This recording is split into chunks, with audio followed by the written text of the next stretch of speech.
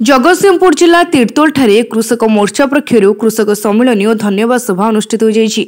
मुख्य अतिथि भाव में खाद्य जोगाण मंत्री कृष्णचंद्र पात्र, शिल्प मंत्री संपद स्वाई, विधायक अमरेन्द्र दास, कृषक मोर्चार राज्य सभापति महेश्वर साहू, जिला सभापति तपन कुमार बेहेरा प्रमुख बहु विशिष्ट व्यक्ति मान जोगदे राज्य सरकार को धन्यवाद जणाइबा सहित कृतज्ञता जणाइछन्ति। कथा देई कथा रखिले मोहन सरकार।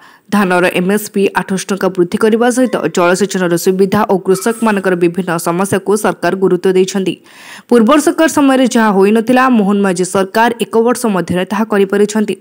तेबे आगामी दिन में कृषक मानकर विभिन्न समस्या उपरे सरकार गुरुत्व देवा सहित कृषक मानक आर्थिक मेरुदंड किपरि सुदृढ़ होई परिबो से नै सरकार प्रतिश्रुतिबद्ध हेबे बोली कहिछन्ति।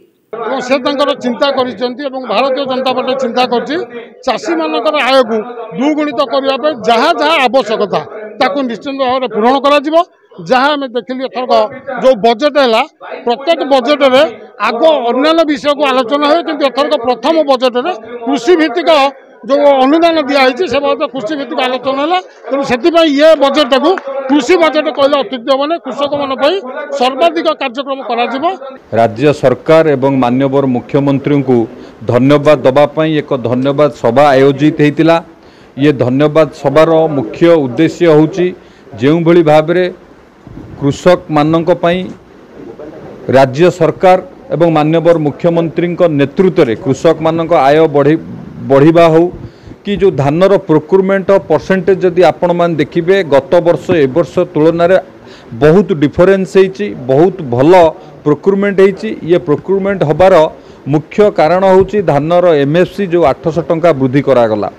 धान किणा कारबार रे ओडिशा रे 17 लाख रु अधिक चाषी ठारू 74 लाख मेट्रिक टन धान आमे किणीचु। यह हूँ भारत वर्षर रेकर्ड संख्यक धान किणा कारबार एवं समस्त चाषी रेजिस्ट्रेशन कर समस्त चाषी ठारू आमे धान किणीचु एवं धान किणवार 48 घंटा भितर चाषी मान अकाउंट को पैसा जाइछि। खाली सेतिकी नुहे नवीन बाबू कही 35% जमी को जलसेचित करने। जगतसिंहपुर रीता साहू को रिपोर्ट तीर्थक्षेत्र लाइव।